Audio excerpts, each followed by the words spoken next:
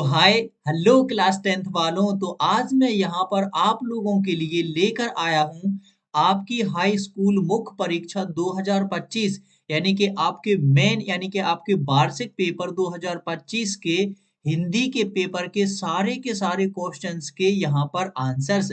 ऐसा नहीं होगा कि मैं केवल वस्तुनिष्ठ प्रश्नों के उत्तर बताऊंगा, नहीं, मैं आपके एक प्रश्न से लेकर के और जितने के जितने प्रश्न हैं, आपके 23 प्रश्न हैं, तो 1 से 23 प्रश्न तक उन सभी के सभी उत्तर आप लोगों को यहाँ पर बताने वाला हूं। तो आइए सबसे पहले हम लोग देख लेते हैं वस्तुनिष्ठ प्रश्नों के उत्तर।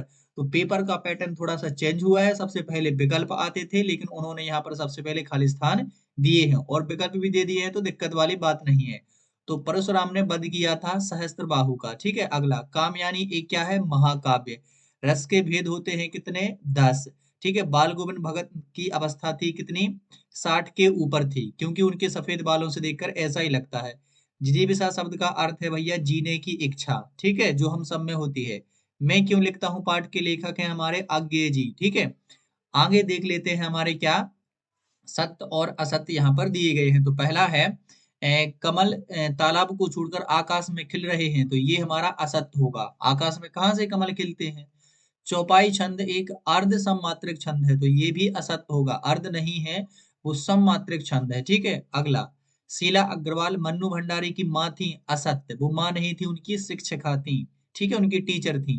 बिस्मिल्लाह खां को शहनाई वादन के लिए भारत रत्न मिला, तो बिल्कुल मिला भाई साहब, बहुत ही अच्छे शहनाई वादक थे।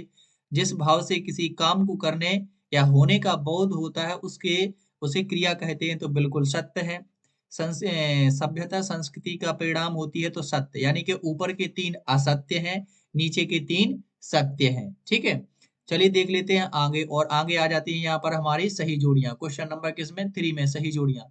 तो पहला हमारा संगतकार। संगतकार, तो भैया संगतकार है मंगलेश डबरार के द्वारा लिखी गई। ठीक है, दूसरा छंद के प्रकार, तो छंद 2 प्रकार के होते हैं, मात्रिक छंद और वर्णक छंद। ठीक है, अगला बिस्मिल्लाह खां, तो ये तो शहनाई वादक, अभी अपन लोग बात कर चुके हैं, तो ये हो जाएगा तीसरे का उत्तर शहनाई वादक। गले का हार बहुत प्यारा होता है, ये सभी को पता है ना, लड़कियों गले का हार बहुत ही प्यारा होता है, गले का हार। गले का हार होना मतलब बहुत प्यारा। ठीक है, ये एक मुहावरा है, इसका मतलब होता है बहुत प्यारा। गले का हार मतलब वो मत समझना जो आपके पास में है। संधि के प्रकार होते हैं 3। अब आपको कमेंट में बताना है कि कौन कौन से। बालम खीरा, तो अब तो ये तो आपको पता ही चल गया होगा किसका आंसर है, लखनऊ का, लेकिन ऐसे ती लगा के नहीं मिलाना है, आंसर ऐसे ही सामने सामने लिखना है, और आपने लिखे ही होंगे। ठीक है, आइए देख लेते हैं अगला। और अगला यहाँ पर हमारे पास में क्वेश्चन क्या है, तो क्वेश्चन है अगला हमारे पास में 4, और इसमें क्या पूछा गया हमसे, एक वाक्य में उत्तर दीजिए। तो पहला है किसकी आभा अट नहीं रही है, तो इसका राइट आंसर हो जाएगा फागुन की। किसकी, फागुन की। ठीक है, थोड़ा मोटा लिख रहा है, अरे कोई दिक्कत नहीं।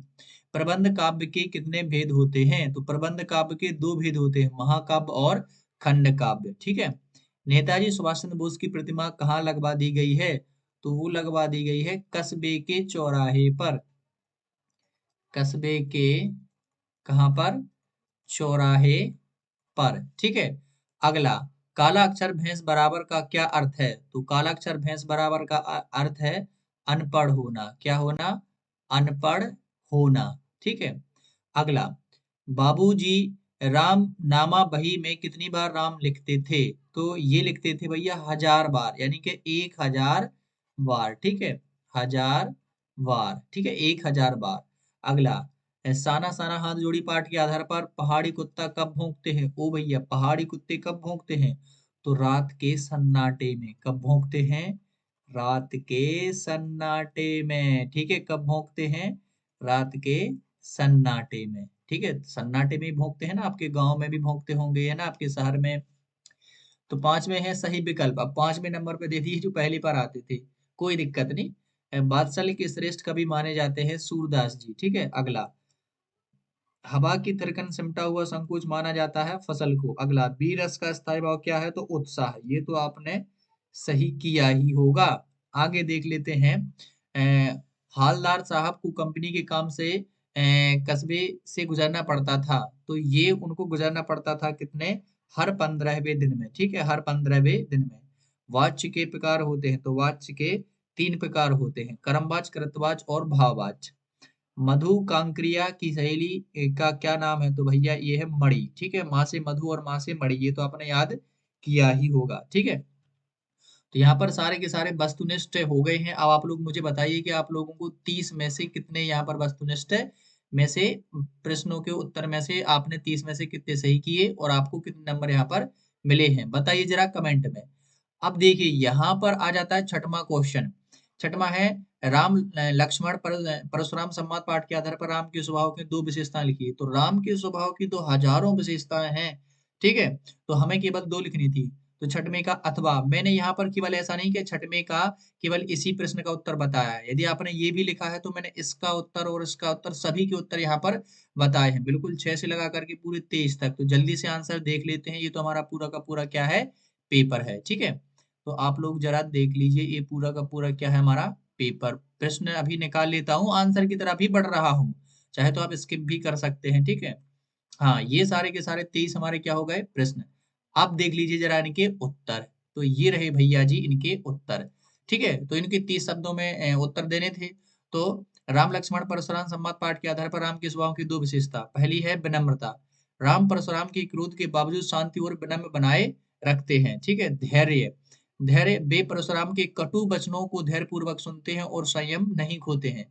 तो ये इस पाठ के आधार पर इनकी 2 विशेषता है। अब छठवें का अथवा क्वेश्चन था, संगतकार किन किन रूपों में मुख्य गायक गायिकाओं की मदद करते हैं? तो निम्न में करते हैं। पहला, मुख्य गायिका दूसरों को स्वरों को सहारा देते हैं, वे उनकी आवाज में आवाज मिलाकर गायन को पूर्णतः देते हैं, ठीक है। सातवां है, खंड काव्य किसे कहते हैं? खंड काव्य किसी महाकाव्य के अंश पर आधारित होता है और इसमें जीवन के एक भाग का वर्णन होता है, उसे ही खंड काव्य कहते हैं, ठीक है। या ऐसा लिख सकते हैं, जिस काव्य में केवल जीवन के एक अंश का या एक भाव का वर्णन होता है उसे खंड काव्य कहते हैं। इसका अथवा था, अतिशयोक्ति अलंकार की परिभाषा उदाहरण सहित। अतिशयोक्ति अलंकार में किसी बात को बढ़ा चढ़ाकर कहा जाता है, ठीक है। उदाहरण के लिए, हनुमान की पूंछ में लगन न पाई आग, लंका सारी जल गई गई निशाचर भाग। तो यहाँ पर थोड़ी अतिशयोक्ति की गई है। और आठवां था हमारा हास्य रस की परिभाषा। तो ये सारे के सारे उत्तर यहाँ पर मैंने बेहतरीन तरीके से आपके लिए बनाकर लिख दिए हैं। अब मैं पढ़ूंगा तो काफी टाइम लगेगा और टाइम आपको देना नहीं है। नहीं देना है तो जल्दी से आप लोग इनके आंसर अपने आप से वीडियो को रोक करके पढ़ लीजिए। जैसे मैंने यहाँ पर निकाल दिए हैं 8, 9, 10, तो आप लोग जल्दी से पढ़ लीजिए कि आपने कौन सा लिखा है, ठीक है। साथ में अथवा वाले भी इसके दिए गए हैं, ध्यान से देखते जाइएगा।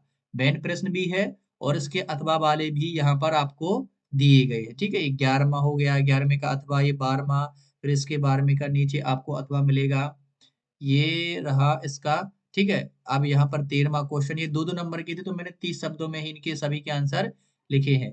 जैसे जिसके आने की तिथि पता ना हो उसको अतिथि बोलते हैं, जो सब कुछ जानता है उसको सर्वज्ञ, ये तो आपने कर ही लिए होंगे।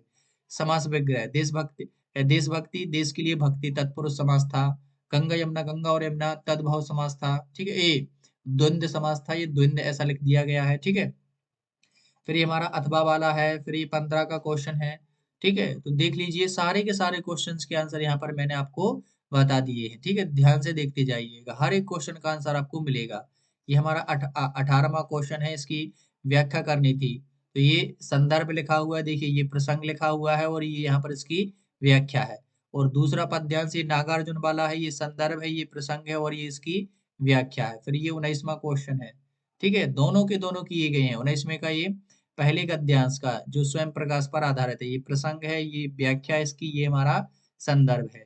और ये दूसरा गद्यांश है, यहाँ से ये संदर्भ है, ये प्रसंग है और ये इसकी व्याख्या है। तो हर एक क्वेश्चन को मैंने यहाँ पर आपके लिए तैयार किया है। स्वच्छ भारत पर ये अनुच्छेद है, ठीक है, अनुच्छेद है। और यहाँ पर ये कंप्यूटर का उपयोग शिक्षक और छात्र के बीच में संवाद दिया गया है। ये पहले शिक्षक बोलता है, फिर छात्र बोलता है, फिर शिक्षक बोलते हैं, ठीक है, और फिर छात्र बोलता है और यहाँ पर फिर शिक्षक बोलते हैं, फिर छात्र धन्यवाद करके कहता है कि हम समझ गए। तो सारा का सारा मैंने बहुत ही अच्छी तरीके से यहाँ पर आपको कलेक्ट करके बता दिया है, ठीक है। ये हमारा 21वां क्वेश्चन है, गद्यांश का शीर्षक लिखना था, ये उसकी व्याख्या, ये सारे के सारे प्रश्न के उत्तर हैं। ये काव्यांश का है, ये इसके यहाँ पर उत्तर दिए गए हैं। अभी 22वां क्वेश्चन था, नगर पालिका अधिकारी को शिकायत पत्र लिखना था। तो ये मैंने लिख दिया है। शहर का नाम अब आप अपने अनुसार लिख सकते हैं और यहाँ पर आपका नाम लिख दीजिए, यहाँ पर वार्ड संख्या, ये सब आप लोग लिखा ही होगा आप लोगों ने, और देख लीजिए इसको कुछ इस तरीके से लिखना था। ठीक है, सेवा में नगर पालिका अधिकारी ऐसा कुछ, और आपका पता, आपका नाम और दिनांक, और बधाई पत्र भी मैंने यहाँ पर लिखा है, ये उसके अथवा वाला है। तो प्रिय मित्र, जो भी आपका मित्र है उसका नाम। ठीक है, सारी की सारी चीज यहाँ पर मैंने लिख दी है। अब यहाँ से चलते हैं हम लोग निबंध पर। तो निबंध में पहला पर्यावरण प्रदूषण, तो ऐसे रूपरेखा आपको लिखनी थी। ठीक है, फिर सभी रूपरेखाओं को आपको अंदर की तरफ ऐसा वर्णन करना था। तो सारे के सारे निबंध यहाँ पर मैंने लिखा है। दूसरा निबंध है कंप्यूटर का महत्व। ठीक, तो ये कंप्यूटर का महत्व बिल्कुल पूरा का पूरा निबंध 120 शब्दों में।